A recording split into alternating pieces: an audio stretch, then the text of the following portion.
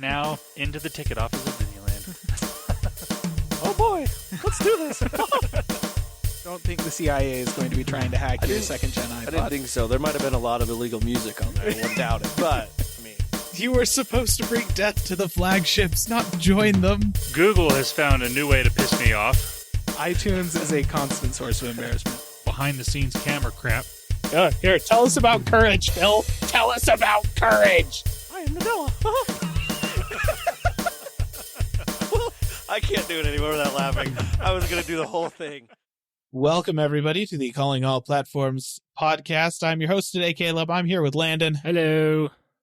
And once again, we are a man short. Wes is not with us. He has got work conflicts. So, yeah, we miss you, Wes. We're sad you're not here. He says mostly. Work conflicts. It might have been Super Bowl conflicts, let's be honest. He's hungover now. He's at a party somewhere. Yeah. So the Super Bowl happened. It just finished. So if we were to talk about it, we would not be spoiling anything. But also, I did not watch it, and I have no idea what happened. So it's not like I'd be able to talk in any authoritative way anyways. Sports team played the sports ball and scored the sports points. There were definitely points, and I'm sure that many hot wings were eaten by many people, millions across the country. And that's honestly the greatest triumph. You know, I am all in favor of making Super Bowl Monday a national holiday. Because to recover. Yeah. I mean, I'm not a drinker, so I don't need the hangover period, but there's a lot of people that do need that. And that's true. You know, it's understandable. That's true. Yep. I would accept that. I would vote for it. Honestly, I would vote in favor of that just because it's a day off work. Exactly. I don't even care. It's all whatever. I don't watch the Super Bowl and I don't drink, so it doubly doesn't affect me. But whatever. I'll have a Super Bowl party. I'll turn on the game in the background and play board games while it's on or something like that. I don't care. It's a reason to have a party, then I will take it. Anyways, something that I do pay attention to a little bit and actually can speak authoritatively on, however, is, tech news. So let's talk about tech news. I think, honestly, Landon has probably got the biggest piece of tech news for us here this week. So we're going to go ahead and start with Landon. Yeah, 2 weeks in a row, hardware news. Yeah. I mean, it is kind of that time of year. February is, one of those, it's the weird time where there's actually news in between two periods of nothing. Yeah. And it's all usually just Samsung, but OnePlus decided to join the game this year. And they announced the OnePlus 11, also a tablet called the OnePlus Pad, which is a worse name than original. The iPad even. And they also announced OnePlus's the Buds Pro 2, and one of the more interesting parts, a keyboard. Oh. But let's talk about the phone first, because that's really the most important thing. It's not the most interesting, but it's the most important one. Right, yes. We'll get to the most interesting one next. I'm not going to go in order of importance other than the phone, because yes. So, The OnePlus 11. There's not an 11 Pro. There's not an 11T. There's not, there's just the OnePlus 11. I'm looking at this the same way a lot of people have. OnePlus is kind of going back to their roots and doing what would be called the true flagship killer, in a sense. Kind of like how they used to do it back in the day with the OnePlus 1, the 2, even the 3, and I'd say even up to the 4. And then that's when they kind of lost track of what they were. But this one, they're coming back. So the specs on this, it's got the Qualcomm Snapdragon 8 Gen 2, so it's that top-of-the-line chip in there. It's got a 6.7-inch 1440 OLED 120 hertz display, so really good display. Yep. 8 or 16 gigs of RAM, 128 or 256 gigs of storage, and a 5,000 milliamp hour battery that, from the reviews I've seen, is actually really, really good. Yeah. So, a lot of people are getting easily a day, some 2 days of battery on this thing. Okay. Which is awesome. And with that, you get 80-watt wired charging, and they include the charging brick and cable in the box that are needed to do that. What? Charging brick in the box? Wow. Yeah. And that's in the U.S. Internationally, you can get 100-watt charging. So, Whoa. I mean, the battery is already lasting forever on this phone. And then you can charge it for like 20, 30 minutes and go another day and be fine, you know? Uh-huh. So, Dang. and I mean, OnePlus has been good on the charging for a while, but when you add the really good battery life to that, it's like, when do you need to charge this phone? When you're, getting ready for work in the morning in the shower? I don't know. Like you plug it in before you go to work and then you're good for another day and a half. Honestly, that's kind of true. Yeah. But, cool. This does have Android 13 and is running Oxygen OS 13. So it's OnePlus's skin that goes on top of it. The cameras on this thing, it's got a 50 megapixel primary sensor, a 48 megapixel ultra wide, and a 32 megapixel telephoto lens with 2x optical zoom. So yeah, the telephoto lens isn't anything super fancy compared to other flagships, but the primary sensor is a pretty decent one. The ultra wide is not bad. This is one of the places that they've kind of taken a step back from, not necessarily step back, just not quite as high end as some of your other flagships. Yeah. They're not necessarily putting the best of the best in there. It's more just the commodity parts. Right.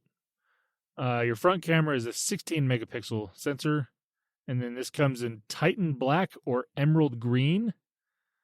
And it has an IP64 rating as opposed to the traditional IP67, right? 68? I can't remember. 68 is waterproof. That's what it is. 68 is the other most flagships. So IP64, it can handle getting, misted, splashed. Yeah. But not full immersion. So you're going to want to be a little more careful with this one. But the starting price on this thing is $700.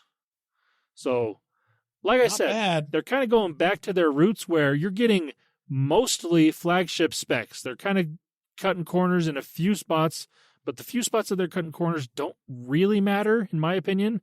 Like the IP64 rating, that's fine. Yeah. The cameras, they're still, like the pictures that I've seen come from this phone, especially with the primary sensor, are more than good enough. Yeah. And then the price, $700. That's really good. Yeah, it's the thing that really sucks is that that's now kind of a bargain in the flagship market, but gosh dang it is. And I hate that so much. It's true, especially when I don't remember exactly what the first OnePlus phone was priced at, but I want to say it was close to like $300. Yeah. Because that's when flagships were coming out at like $500. Uh-huh. Yep. It's still cheaper than an iPhone. Yeah. Gosh dang it. Frickin' Apple. Yeah. So, yeah. Solid contender. This phone is a looker. I will say that. Mostly because the camera area, like the colors on, like both the black and green are really nice looking colors in my opinion. But the camera is, if you were to take like the Samsung S21, I believe had the metal frame that went into the camera. Yes. And combine that with the old Nokia phone that had the ginormous sensor camera bump thing on the back. And then you get this phone because it's got the metal frame goes across to the back and around the camera sensors, but then it also has this giant circular camera bump surrounding the cameras. So it's like, just pick one. And like that part alone is really ugly and I don't like it. But the rest of the phone looks really good. Also, one really key, probably the most important feature on this phone, they brought back the the volume, oh crap, what are they called? The little the mute switch, the silence switch, vibration switch, I guess is how most people have it implemented on iPhones. Whatever they call it. But the thing that changes it from ring to vibrate to silent. Yeah. They have three options on theirs versus the two. Oh, do they? Yeah. And they've always had the three up until like the last 2 years when they didn't have it at all. But they brought that back. Good. So, thank you, OnePlus. That was like, that's one of my favorite things about my iPhone is that it has that. I can easily switch it to vibrate without having to take it out of my pocket. Oh, yeah. No, it's just, I love it. I occasionally hear people that are all like, it's not that useful, whatever. And I'm all like, look, Apple doesn't do a lot of things absolutely perfect, but the existence of that switch is one of them. Okay. Yes. And if you're all like, it doesn't matter, I would never use it, it's not that important, stop lying to yourself. It's a bad habit. Yeah. Just accept that everybody else is doing it wrong if they don't have that mute switch on there. That thing is so nice to have. Which is everyone except for iPhone and OnePlus. Yeah, pretty much. No other phone has this. Yep. And it's one of my favorite features on both of these phones. It's fantastic. I mean, I went from my first smartphone was an Android phone, and my second smartphone was an iPhone. And that was honestly the most tangible quality of life improvement going from the one to the other, was that I could switch between my ringtone and just vibration, just flipping a switch. It was just click, click, click. And I was like, done. It's so easy. Yep. Yep. Well, good for you, OnePlus. That's, I guess maybe we can take that bit about me yelling at OnePlus about joining the dark side out of the intro to the show. Well, conveniently, the way I put it into the intro is you don't know that it's OnePlus. It's true. It's not specific. And honestly, it could apply to many different companies, if we're being honest. I mean, yes, there's a lot of them because of multiple reasons. But OnePlus does appear to be coming back to the light side of the force with multiple things. I mean, the way the phone is spec'd out is good. It brought back the little mute switch. That's awesome. It's got a decent price for what you're getting. Also awesome. Let's hope that this isn't the bit where they, return to the light side for just long enough, one last hurrah, chuck the Emperor into a pit, and then die. So, yeah. Hopefully, OnePlus will still be around next year. I mean, Carl Pei did leave a while ago. That's true. Granted, he left when they were starting to go to the dark side because they were going to the dark side. So, Right. That's true. All right, so that is the OnePlus 11. I like it. I have heard that Oxygen OS is hit or miss depending on your personal preference when it comes to Android, but that's going to be any Android phone. If you like the user interface of the phone, you're probably going to go with that same update, that same brand and everything, but you should try something else. Branch out a little bit.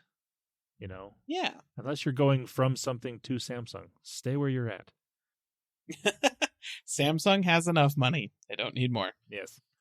I actually saw a graph somewhere that pointed out that Samsung as an entity by itself is something like 60% of South Korea's entire GDP. Which is ridiculous considering how much money actually goes through South Korea. That's not they're not a poor country. No. So basically Samsung is just absurd. And LG is like another 30%, which leaves honestly just like 10% of the entire country's GDP for everyone else. Well, when you make products in almost every category available, not just in tech, but in general. Oh yeah. Then you're going to dominate. And the LG and Samsung are both there. I mean, LG doesn't make phones anymore, but they make everything else that Samsung does. Yeah.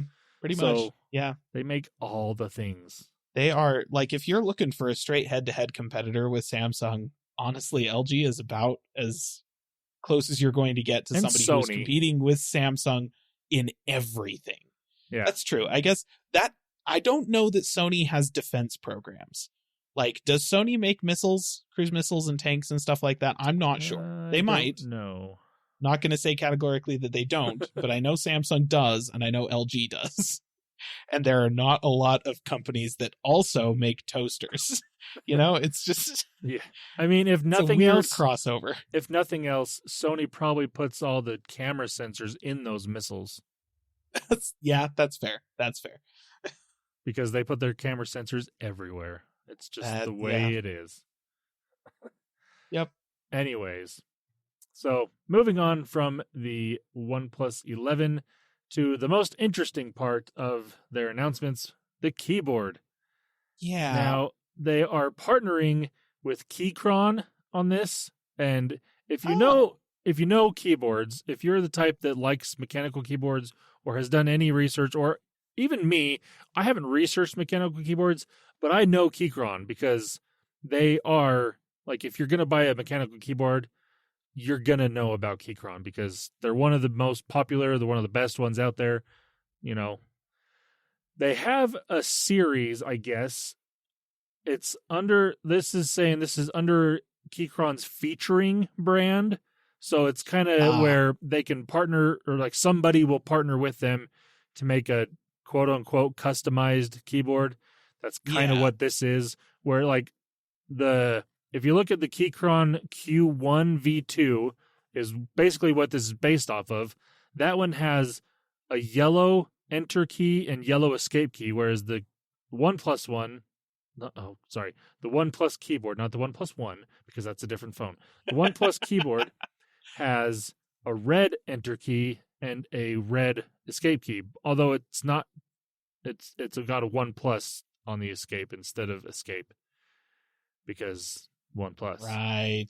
Also, the darker key, so it's got a charcoal type key color and a lighter gray key color. The charcoal ones are a little darker than the Keychron version, but it's still the two-tone keyboard layout.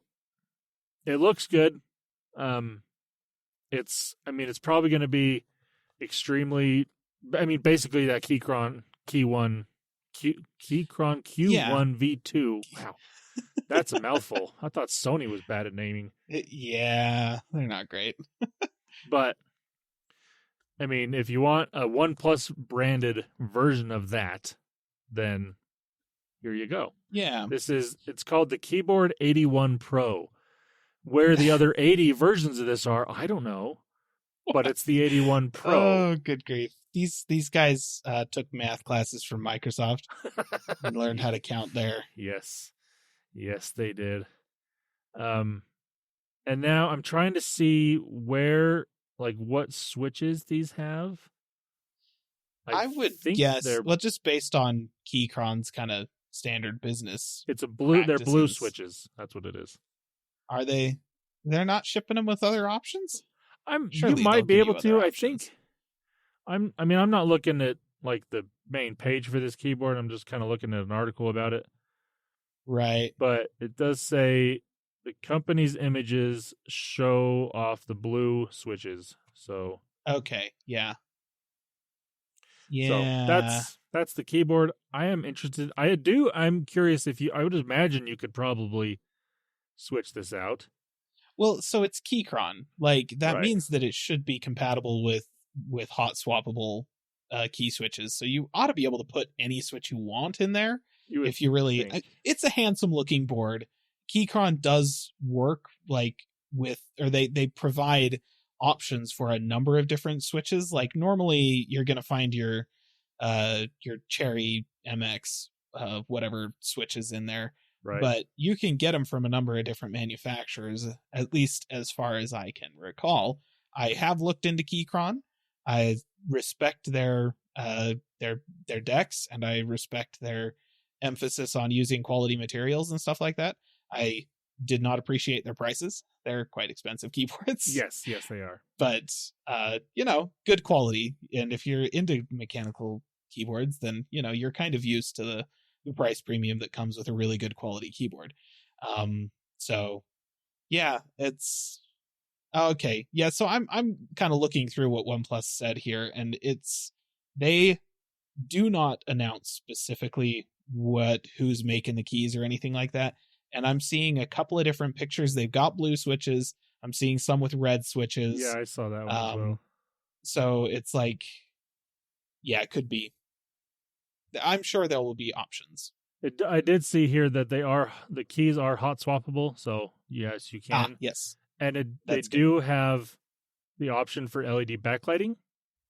Now, the keys themselves are not like, you can't get light through the keys, but it would just be a background thing, which still looks really good. I actually think I would prefer that over shining through the keys, in my opinion. Yeah. Well, the only downside then is that it doesn't help you see the legend in dark spaces. So that's okay. That's where having like actual shine through like double shot caps is useful. Now, there's no price on this thing yet. Rumors are that it could be around the $120 mark, but that's rumors. But there's like, if you look at the Keychron Q1 V2 model that it's based off of, it'll probably land closer to around $200 is what some people are saying. Yeah, I was going to say, because that's already pretty cheap for just one of their normal keyboards. And this one's it's a partnership with OnePlus, right? Like that has to cost more. You would think so. But that is the OnePlus keyboard. Just before we move on from the OnePlus keyboard, can I just say, I wish that Apple would do that with some of their peripherals.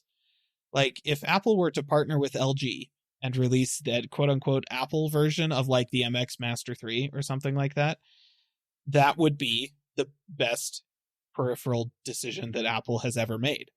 And if they were to partner with, somebody like Keychron that makes really high-quality keyboards and sell that as an Apple, here's the Apple version of this really high quality mechanical keyboard, it would be so much better than any of the engineering crap that they've done in-house for their peripheral devices. So Apple, pay attention. OnePlus is doing good things, not just with their phones here.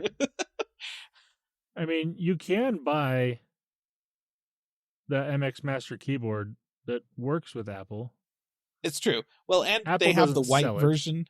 They have the white version of the MX Master 3 that is, there's like a special Mac version of the MX Master series. And if you get the white one, or it's kind of white, gray-ish, whatever, it matches with Apple's aesthetic very, very well. Logitech knew their audience when they designed that thing, for sure. And yeah, it's a very handsome mouse, goes very nicely on a desk with Apple. I just think that Apple could make a lot of people very happy if they were to stop making their own peripherals and start farming that out to people who focus on peripherals. Yeah, I mean, so like you did say about the MX Master 3 mouse for Mac, that's what mine is, but mine is the black version. Yeah, and I like that better. Yeah, it doesn't get gunky and gross. My keyboard is also a Logitech. It is not the MX Master series, but it is the one keyboard that Apple sells on their website by Logitech. And it definitely has that Apple aesthetic to it. It's got the white keys, the gray background. Like, it looks like an Apple keyboard. It feels like an Apple keyboard. But it's made by Logitech. So it's actually, durable. And it's probably better than an Apple keyboard in a lot of ways. Like, that's the thing is, I don't necessarily have a ton against Apple's keyboards. I hate the white keycaps. I think that's obnoxious because they show dirt and grime so easily. And guess what's on your fingers? Lots of dirt and oil and crap like that just sticks on your keyboard and makes it look gross. So, but on like their MacBook Pros and stuff like that, where they have black keycaps, they're fine. Like, they're absolutely fine. And for a low profile laptop keyboard, it's okay. It's fine. But that's what they also sell on their desktops, which is just like, you've got a little bit of extra space with it sitting on a desktop. You could make the keyboard better, but no, they're just like, now we're just going to repackage the laptop version. And they've stopped trying to do any kind of development with their mice. And they're just like, you know what? Just bigger trackpads from the laptops. Because the trackpads on the laptops are outstanding. Yes. They're amazing. Best in the market. Absolutely. And they work just fine as an input device for a desktop as well, I suppose. But really? That's all you're doing is just repackaging the technology you're putting in your... Like, honestly, if that's all the effort you're going to put into your desktop peripherals, Apple, you may as well do what OnePlus has done here. Go to a company who actually engineers desktop peripherals and have them do it for you. Yeah. I would definitely... it's interesting because I have, like I said, I've got that keyboard that's the white keycaps, gray background, and I actually don't have that problem of the white keys are still white. I wonder, it must be something different that Logitech is doing Yeah, maybe it's just the material materials, Apple because, makes the I mean, keycaps out of. Yeah, because, I mean, like you said, Logitech has been doing peripherals forever. They know what they're doing. Yeah. So it would make sense that they know that these actually, stay clean. Yeah. Now, listener, if you go to the Calling All Platforms Tech YouTube channel, our most recent video is me ranting about Apple's mice. So this is obviously fresh in my memory. Yeah. Their mice but are so bad. doing the research for that video, I discovered that, I knew Logitech had been around for a very long time, making computer peripherals for a very long time. Come to find out, Logitech has actually been making mice longer than Apple, which kind of surprises me when you consider that Apple released the first GUI-based mass-market computer. Like, there were GUIs before that, but they were all, like, basically just kind of very, very high-end, like, server stuff and like, manufacturing type things. Not the kind of thing you would sell to the masses. And they were from companies like Xerox and IBM that kind of made everything in-house. I didn't expect to find a peripheral manufacturer making mice for those applications that far back. But 1982, Logitech released their first mouse for a Xerox system. So, yeah, that's wild. Turns out Logitech has been doing this longer than Apple. And I would say it shows, but companies that have been doing this for significantly less time than Apple also make much better input devices than Apple. So, Apple just phones it in, and that's the problem here. And like I said, if they're just going to phone it in, do what OnePlus is doing, like phone it in by getting somebody else who actually does this and does it well to do it for you. Yes. So I agree. Good job, OnePlus, is basically what I'm coming down on. I like this concept. Yes, I do as well. I mean, if you're it's interesting because they're making a keyboard and they don't have anything that a keyboard is really effective for. That's true. I guess it makes a little bit less sense for them than it would for a company like Apple, but I'm not going to complain. I mean, you could probably use this keyboard with their OnePlus Pad tablet. That's we're true. Talk about, yeah. So. Yeah, let's talk about that. All right. The OnePlus Pad is a tablet. Why they called it the Pad? I don't Originality. know. Something. I don't know. I haven't seen a lot on this thing. It's kind of it's a weird looking design, mostly because the camera on the back of it is this really large looking thing right in the top center of it. It's like if you were to be looking at the screen and where you have the front facing camera, flip it over, there's your rear facing camera, but like 10 times the size. It's massive. Okay. Yeah. It's interesting. Specs on this thing, it's got a MediaTek Dimensity 9000 processor, which I've actually, that's their flagship processor. And from what I understand, MediaTek processors have gotten a lot better over the years. Yeah. Which is good. So, I'm not going to... terrible to begin with, that's for sure. Yes, definitely. They were, all your low-end phones would mostly have MediaTek processors, but now, especially outside of the US, a lot of high-end phones are getting these MediaTek processors and just fine. It's got 12 gigs of RAM. I'm not seeing anything about storage space, so that's fun. It's running. It has none.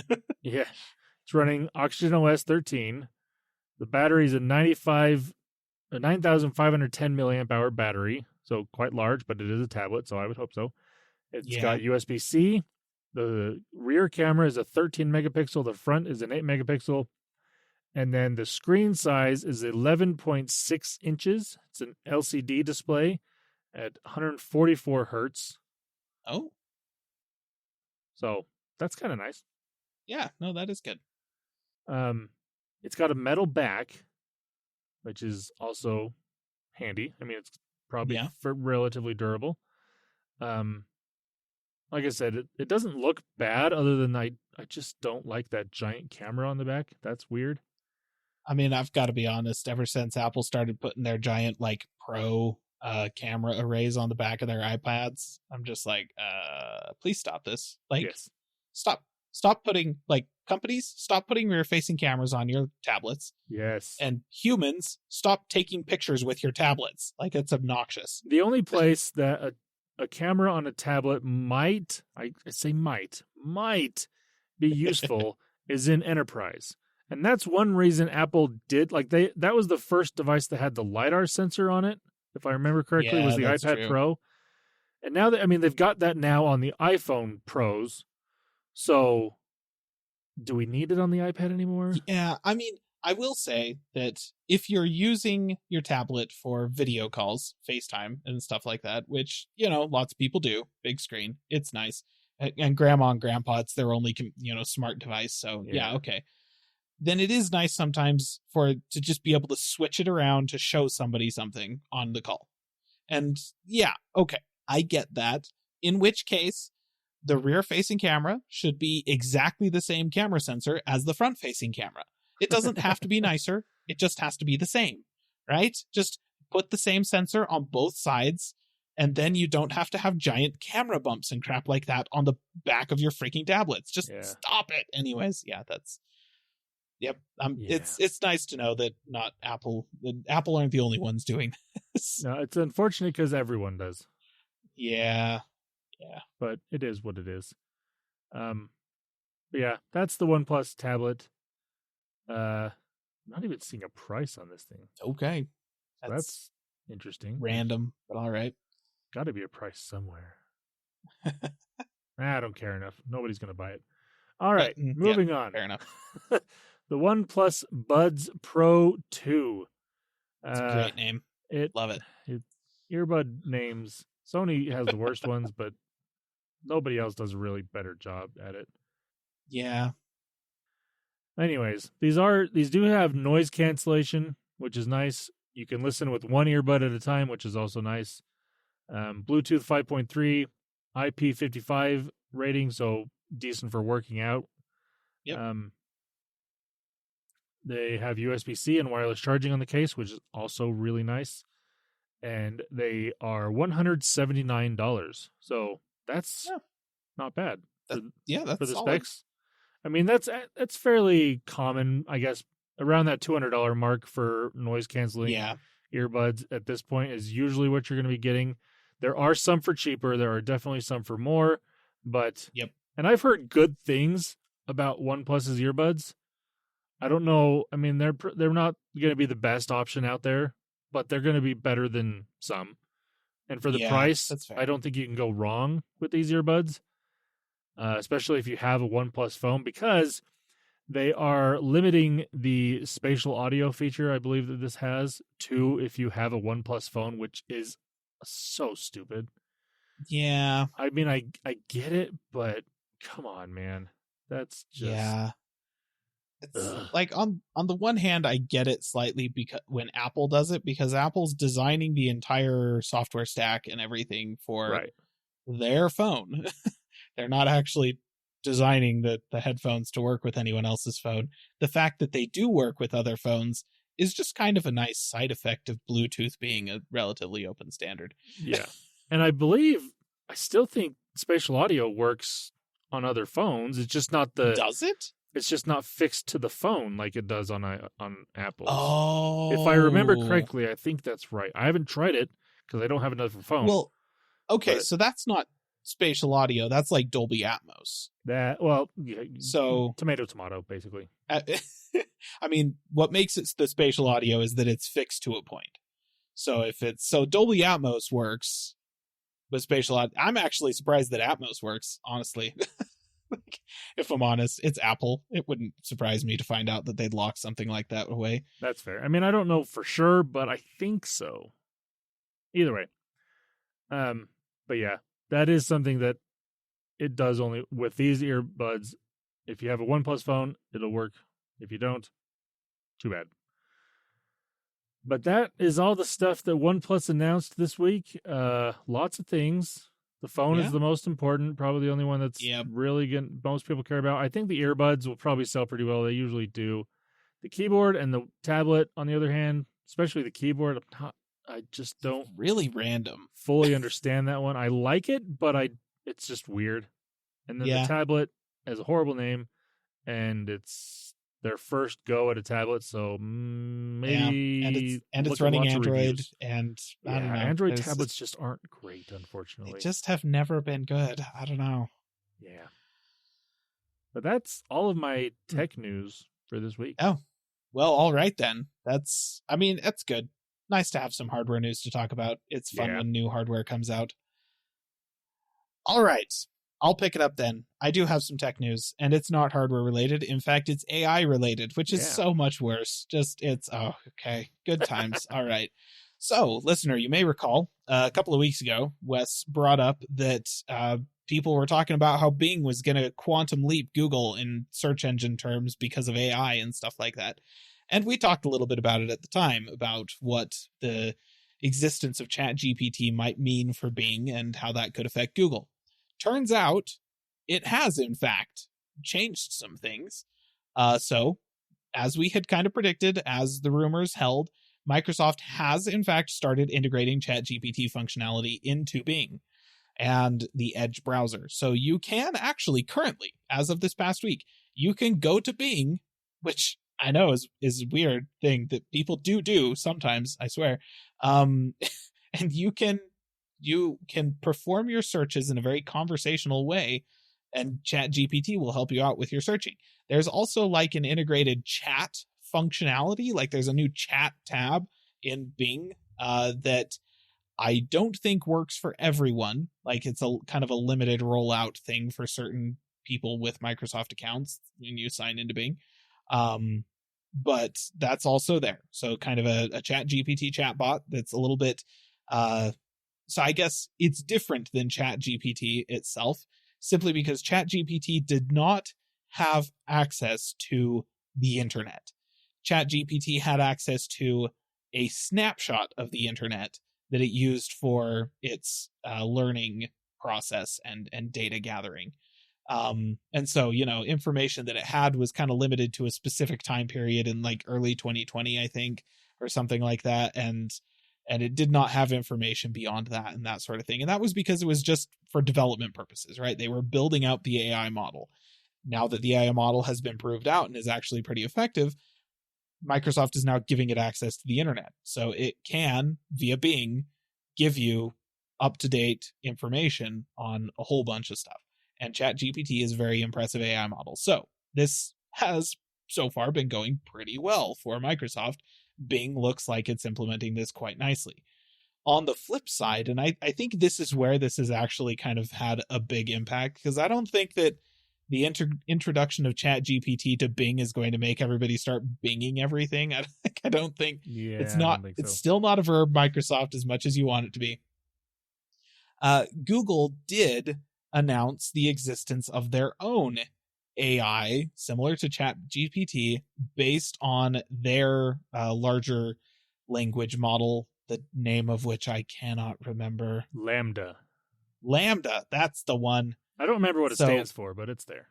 Yeah, it stands for something. But yes, so Lambda, Lambda is kind of the AI language model that has been underpinning the Assistant on Android and quite a lot of stuff that Google has done with the Google Assistant, simply because it's good at conversing, like it's a language model. It's supposed to be very conversational. And we've seen over the years that Google is quite a ways ahead of, until just recently, has been quite a ways ahead of everybody else in terms of that conversational nature to their stuff. But they're like, okay, we've got our own AI chatbot that we're going to integrate into Google, that we are going to, give access to everything on the internet and let people start using it. And it's called, what did they call it? I can't remember. Bard. B-A-R-D. Bard. That was it. So the Bard chatbot. And they launched that this past week as well, with an advertisement that had somebody asking it a question and it straight up just gave the wrong answer. So, and it's like the most, I think, embarrassing part of it was that it was a wrong answer that you could easily find the right answer by doing a Google search. And the first result, in fact, it's the kind of thing where the first result has a pretty obvious answer that Google pulls out of it and pastes the text verbatim at the top of the search results because the Google algorithm for search is really good at that sort of thing. So if you Google it, you get it right. But if you ask Google's AI, it gets it wrong. So that's kind of embarrassing. At the same time, ChatGPT is hardly perfect and has totally answered wrong questions and provided, like, very confidently provided wrong information to people before. Yeah. So, this is just a problem with AI. It's artificial. It's not actually intelligent. Yeah. So, something to bear in mind. And everybody, what I think is the most funny about this is that after this happened, right, it was like Microsoft and then Google kind of fired back. And we had that moment where it actually did look like Google was a little bit afraid of Microsoft, kind of like their hand had been forced with Bard to push it out faster or sooner than they wanted to. And here's an example of it getting something wrong right out the gate. And because that happened, Google's stock tanked. They lost $100 million in valuation in an hour or something like that.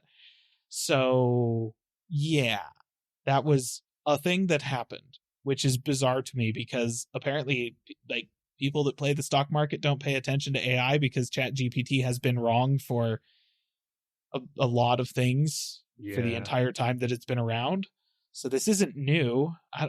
Okay, whatever. Mostly AI is being implemented into more and interesting things. And, sure. It's like we said, you're going to be able to hopefully get its assistance with your web searches here in the near future, and it will hopefully be useful.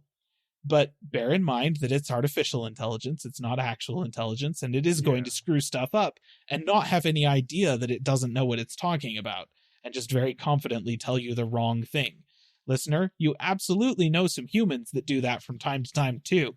Pay attention to it. But it's just bizarre to me that so many people think this is such a huge deal that, Microsoft is super, they've jumped ahead of Google and stuff like that. I'm like, nah, it's just a thing that happened. Google's got a little bit of egg on their face.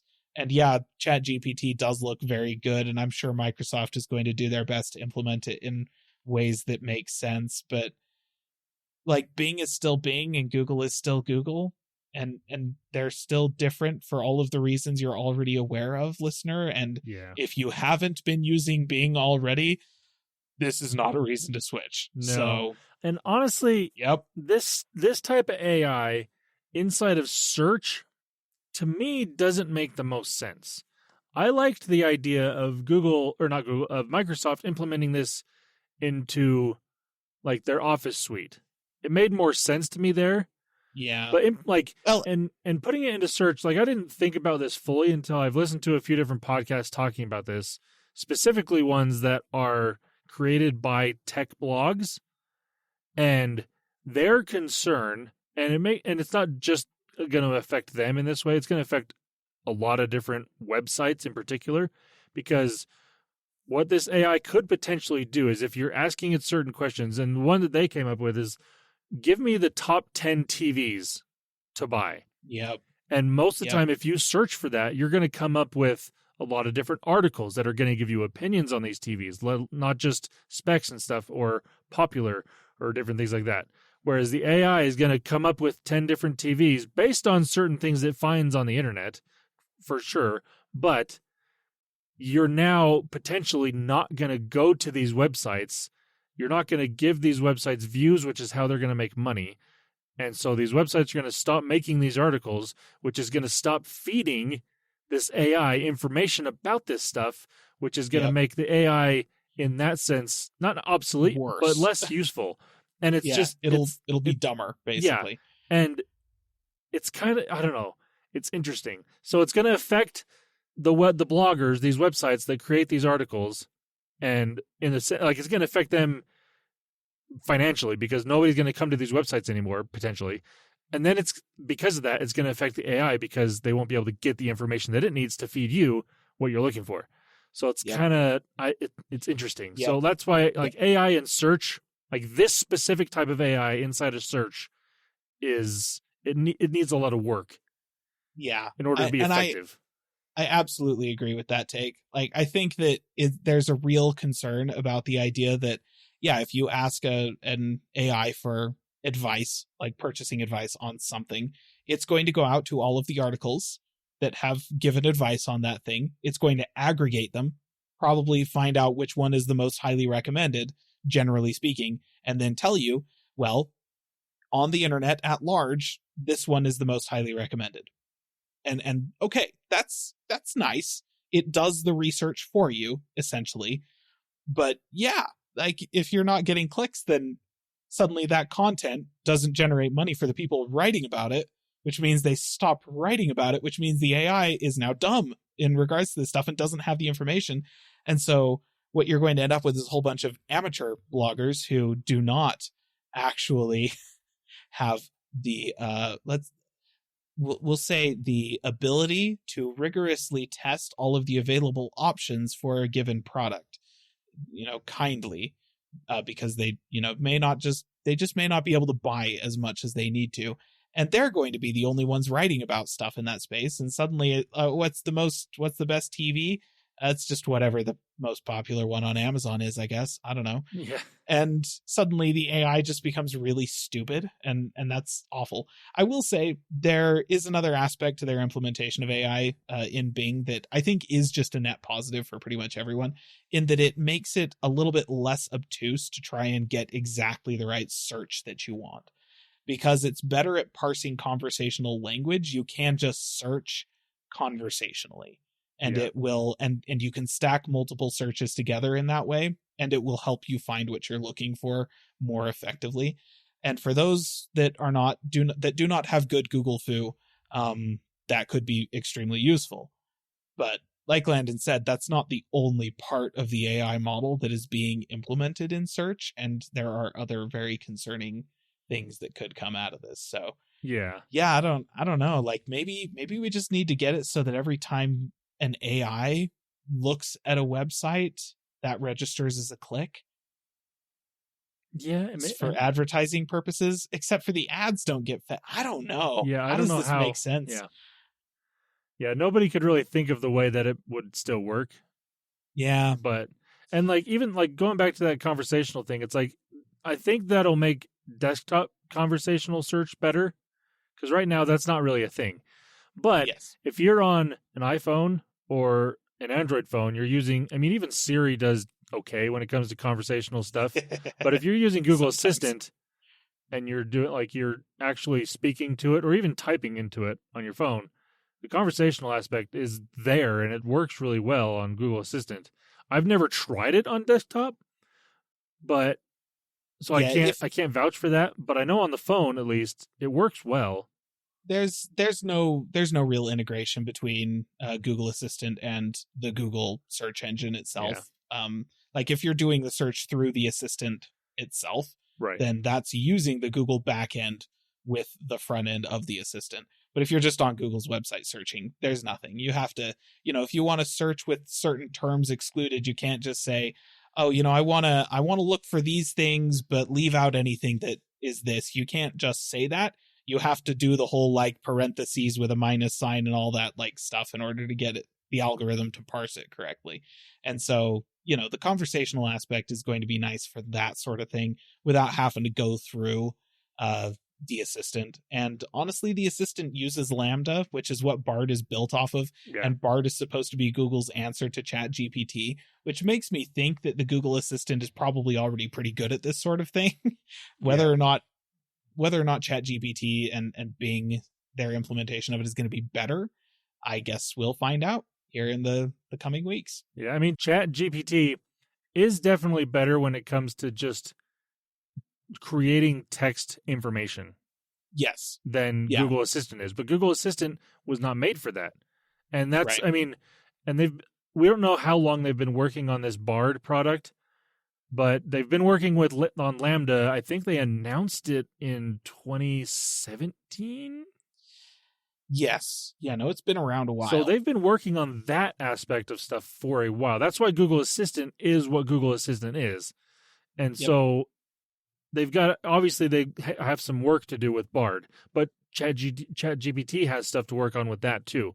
I mean, it's it's kind of a toss-up. I mean, right now I think ChatGPT is better when it comes to that type of thing, but that's partially because it's open source, and funnily enough, it's built off of Lambda as well. Yep. So for the language processing. Yep. So it's like, Yep. No, it's very much a case of it looks like Microsoft is slightly ahead in terms of implementing this into their search. Right. And I think that's the only concrete thing you can say. Bard looks like it was a little bit rushed. Yeah. And they were doing that in response to Microsoft's stuff with ChatGPT. Yeah. Okay, that's fine. And I think it, like you said, we're being rushed. I think that's a lot to do with people that are reading headlines and don't really follow the technology super closely.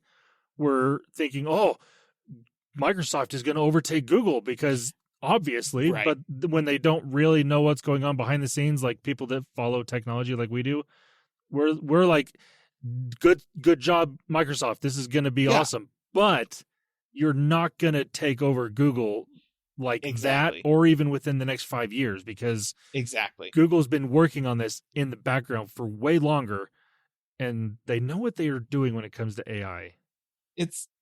Basically, when it comes right down to it, this was a blow for Google. Yeah. Good job, Microsoft. You definitely actually did something, which is good in this space, considering that Bing has basically no market share in comparison to Google. But this is not doom and gloom for Google. This is not even a major setback. This is just kind of a minor inconvenience. And it's way too early in the game to say whether or not this is going to mean anything long term. So, take a deep breath and we'll just move on. Keep doing your searches wherever you've been doing your searches. This is worth keeping an eye on, but it's not worth changing your habits over at the moment. That's pretty much what it comes down to. Yeah, pretty much. All right. So that was my one piece of tech news that I have today. So, let's just get into gaming. Do you have any gaming stuff, Landon? Oh my goodness. It happened. I do have gaming. And Wes isn't even here to be happy about it. He's not. Poor guy. He's missing out. Although, he would probably have thoughts on this. So, this isn't anything that's officially announced. But I had to talk about this because this could change the game when it comes to Chromebooks. Not necessarily gaming Chromebooks, but just Chromebooks. Because Chromebooks are definitely the most popular laptop/device used in schools. Yes. Because they're inexpensive, they work really well, they do everything 100% of elementary students and 95% of high school students and 90% of college students need a laptop to do. So that's why they are as popular as they are. And that's why this in particular could be a game changer for Chromebooks. Minecraft to Chromebooks. Or to Chrome. Oh. Now, again, it hasn't been officially announced, but there are things in the background that are making it seem like this is going to be coming relatively soon. Okay. Now, if you can get Minecraft on Chrome, which is a very popular game, especially for those younger kids in elementary school and high school, Oh, yes. And you get this onto their devices, they're going to want these devices at home, not just at school, which means more purchasing. And if they get them at home, they're using them both at school and at home. They're going to be using them for a long time. Yep. Oh, man, that's actually kind of a huge deal. Yeah. I will say, I think, technically, Minecraft is the top-selling game of all time. Probably. Currently. I think it is. And which makes a certain amount of sense when you keep in mind that Minecraft runs on almost everything that Doom runs on at this point. I was going to say, it's kind of like Doom because it can run on so many things. Oh, yeah. All over the place. So, it already runs on Android tablets and phones. Like, it can't be that hard to port to Chrome. So, and in that sense, in that way, you probably can play this on Chrome tablets because if you have the Play Store on there, you can download it on there and just run the Android emulation of it, basically. Right. But if they get an official Chrome version...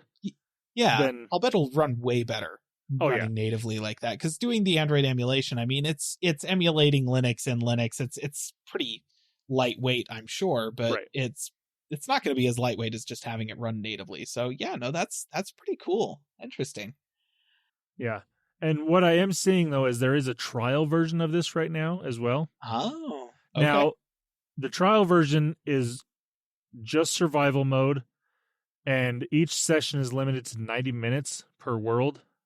Okay. But, I mean, that's still a, decent amount of gameplay that you can do. Yeah. I mean, in survival it's for mode. testing purposes, it's... But yeah, no, that's cool. But yeah, I think that will be... I mean, it's not going to be a game changer for Minecraft by any means, because Minecraft is already huge. It's already popular. Yes. But for Chrome, for Chrome OS and Chromebooks, I mean, that's a big deal. And then when you get Steam officially launched on Chrome OS as well, you got Minecraft to get these kids starting gaming on this device. Then they grow up a little bit and they get into Steam. Then there's Steam. They don't have to buy a new device. They might buy a better version of the Chromebook or something. But they don't need to buy Chrome already. They'll be like, I'll just get another Chromebook. Yeah. Wild. Yeah, no, that's true. That's true. Interesting. Now, obviously, time will tell. But this is I think a big deal for Chrome OS. Yeah. No, it really could be. It really could be. Huh. Well, good job, Minecraft and Google. Honestly, I guess this is more of like a good job for Google and getting Minecraft onto Chrome. Yeah, because that's going to be a big deal for them. And honestly, like having Chromebooks everywhere in the education system was already good. Really big. Yeah, for the adoption of Chromebooks and stuff like that out in the world. But I think you're absolutely right. If they can get them to want to use this at home and away from home, and it's their school device, it's their gaming device, it's everything, parents are going to love that. They don't have to buy them an Xbox and a Chromebook. They can just buy the Chromebook. Yeah. Ooh. Okay. Yeah. And I wonder if Microsoft sees this and is thinking, we're going to lose hardware sales because now they can just buy a Chromebook. They don't have to buy the Xbox.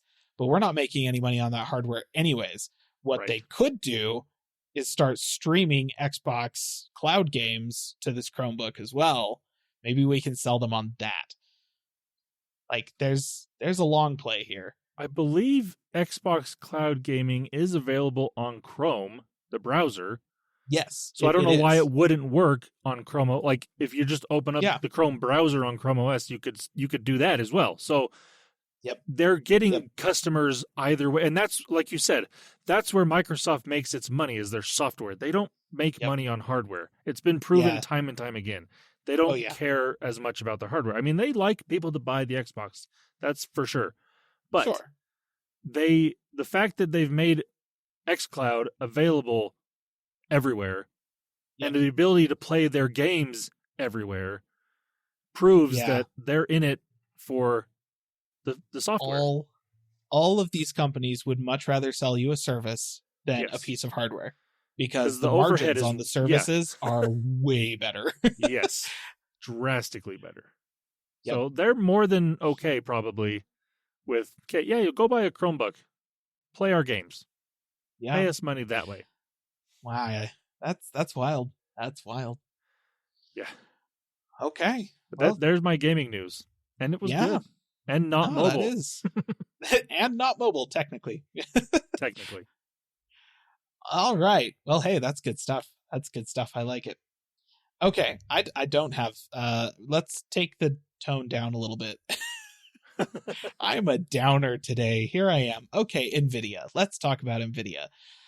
So, a little bit ago, they launched a new graphics card, 4070 Ti.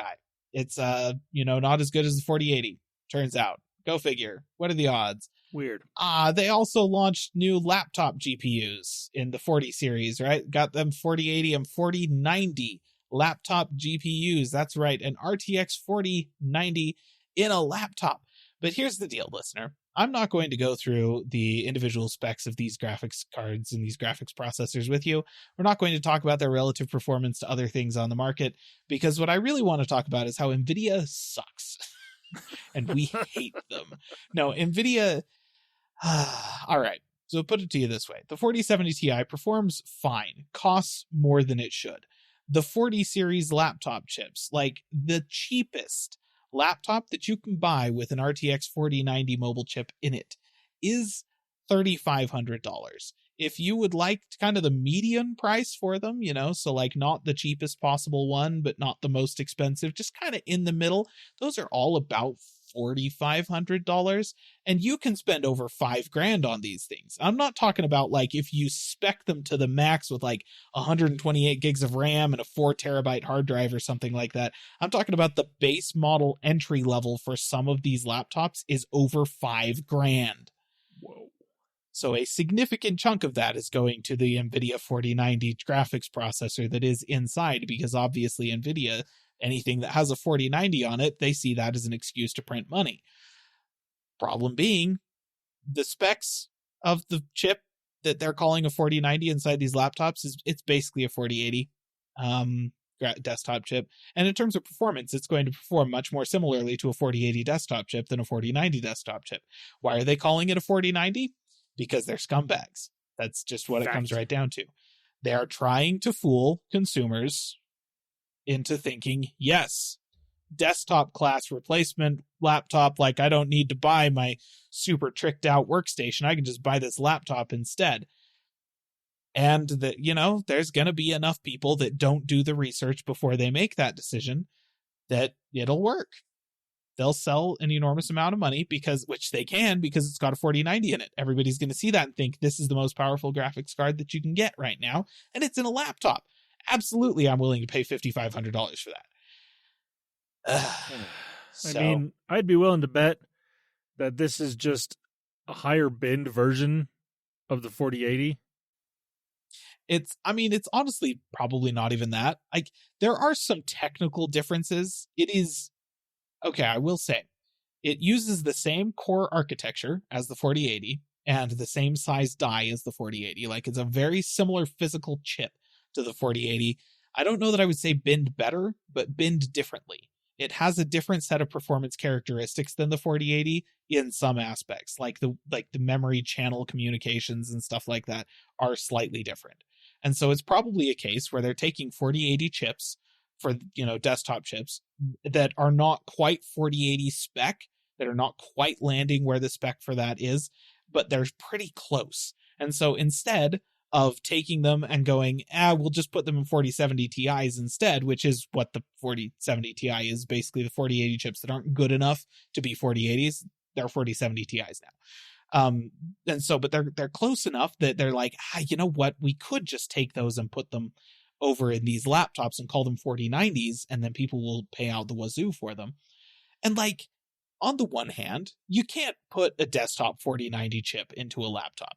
You just can't. They use way too much power. It's impossible. Yeah. Like, you can barely even put something like that into a portable computer that uses an external power brick, right? Like, external power bricks do not ship powerful enough to power a 4090.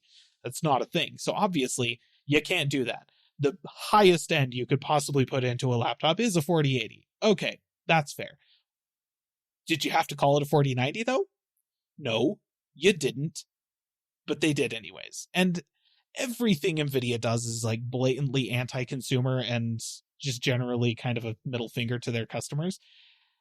And the thing that really sucks is that in this GPU market, it's very difficult to vote in the only way that matters to these companies, which is with your wallet, because your other option is to get an AMD graphics card, which in terms of their laptop offerings, is pretty slim.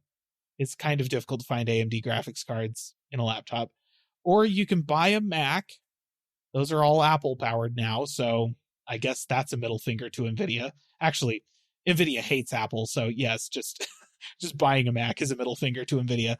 Or you can get Intel. Like, they do have Intel powered laptops that have Intel graphics cards in them. Honestly, probably about as many as AMD, it seems like at this point, because Intel did have some partnerships, but there's still not like a ton of options for that. I don't know. It might make a little bit of sense to get an A770 ARC GPU to compete with the 4070 Ti, because at least in terms of performance, they're closer, but it's still like, what are your options? And at this point, they're just not great. In terms of gaming, in the end, listener, I think this is where I'm coming down. I hate Nvidia, and I've not liked Nvidia for quite some time. The last Nvidia graphics card that I bought was a 750 Ti, and yeah, I just have not been a big fan of the way Nvidia has been handling their business ever since then. Haven't been a big fan of most of AMD's GPUs since then, so, like, I've bought a couple of GPUs since then, but they were kind of mid-range, like whatever I could get on sale, because I didn't really want to give AMD a bunch of money either, because they were just kind of not performing very well. They're performing better now, but their prices are also catching up to Nvidia, so that's not cool. And so, yeah, like, I guess my other option is to buy an Arc GPU, or to not buy a new GPU for my gaming PC, which I'm getting kind of to the point where I need one. And honestly, at this point, I'm sort of thinking that maybe I replace the entire thing with a Steam Deck. There you go. Like, that's where I'm coming down. Don't buy GPUs. Don't upgrade your computer, listener. Buy a Steam Deck. It's a weird time we live in.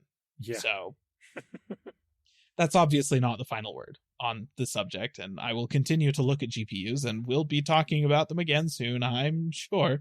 Rumors actually have that there's a 4070 non-TI coming out soon, and we can see whether or not that's as much of a ripoff as the rest of the 40 series. But until then, just not happy with the GPU market right now, and Nvidia's blatantly anti-consumerism behavior, and AMD, they're kind of mimicking Nvidia in all of the wrong ways in a lot of places. So slightly better, but still not great. And Intel, gosh darn it, good for you, Intel. Those Arc GPUs, they're not amazing, but they're doing all right. And they keep releasing driver updates that are actually adding like double-digit performance improvements to the graphics cards. So anybody who bought an Arc GPU, every time they update their driver, it gets better. So, like, that's good. I'm glad that's happening. So at least there's that small ray of hope. Okay. So that's my downer gaming news. I'm going to now talk about non-downer gaming news.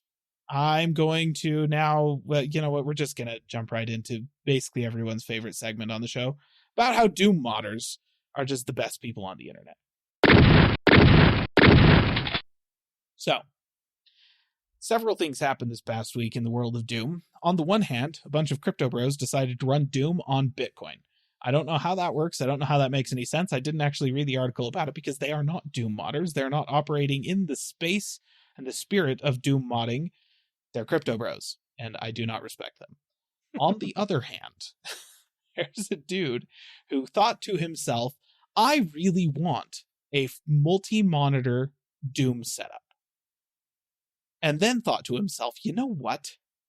The first, version 1.1 of Doom was designed to run on DOS in 1993. So here's what I'm going to do. Doom on 4 monitors running in DOS. Now, listener, if you are old or have done a little bit of research into the history of computing, you may be aware that DOS, famously, not really a multi-monitor operating system. No. It didn't have a graphical user interface. There was no reason to have more than one monitor. It was just lines of text. There's no reason. There's no point to it. You cannot hook up multiple monitors to a DOS-based operating system and expect anything to happen. Second monitor just sits there. So, okay, what kind of stupid decision is this? So here's what he did. He got 4 computers, 4 physical boxes running DOS, installed version 1.1 of Doom onto all 4 of them with their 4 separate monitors arrayed next to each other on a table, and then he synced the game between all 4 computers until he got them all running the same way at the same time.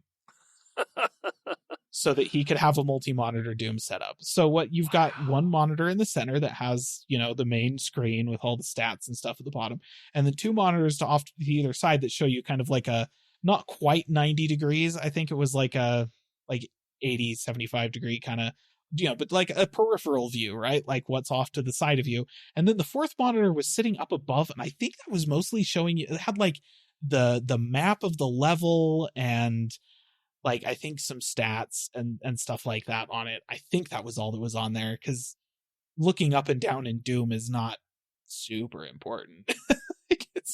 There's very little vertical change in Doom, so you don't really need like a 90-degree up view.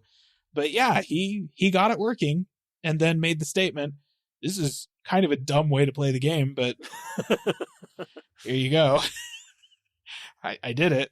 And I love that attitude. He was all like, you know what? This is a cool thing. It would be hilarious. It would be awesome if I could get it to work. Does it make sense? Not really. No. But flippin', who cares? And so, yeah, there you go. Multi-monitor Doom game on the original DOS. Good job, dude. You know the phrase that people were so caught up on whether they could, they didn't think about whether they should. That phrase does not apply to Doom modders in any way, because they don't need to think about whether it should be done. It just needs to be done. Exactly. And this is that. This is a perfect example of that, and it's fantastic. The world is better for this person's efforts. So, good job. We appreciate it. Never change. Doom modders. Excellent. All right. So that then brings us to the end of the podcast, unless you have one more thing, Landon. Nope. Okay. Nope. All right. So thank you for joining with us. A little bit of a slower news week, listener, but you know what? We had some new hardware, a couple of things for me to rant about, and Doom. I feel like that's all you need for a good episode of the Tech News. Yeah, so, I agree. Thank you for joining with us. Thank you for listening. Wish Wes a happy recovery from having to work. And, hopefully he'll be back next week. In the meantime, if you would like to, you can check out our YouTube channel over on Calling All Platforms Gaming, Calling All Platforms Tech on YouTube. If you would like to, hear me talk some more, which that's weird, frankly. Or if you would like to, you can hop over to our social medias. If you would like to get in touch with us, you can email us as well at podcast@callingallplatforms.com. Is that right? Yes. Okay. I can never remember. We're also, on Twitter and Facebook and stuff. You can also head over to patreon.com/callingallplatforms and throw a couple of bucks toward Landon to help support the podcast, and also force me and or Wes to use phones we don't want to use or play games we don't want to play. Apparently, I've been volunteered to play Age of Empires with a controller. Yes, that was my fault. If that happens, so if you want to see that be a thing, definitely just head over to Patreon and check that out. So thank you for joining with us, listener, and until next week, see ya. Bye-bye. Calling All Platforms is a production of Supporter Sound Studios. To learn more about how you can support the podcast, go to www.patreon.com/callingallplatforms.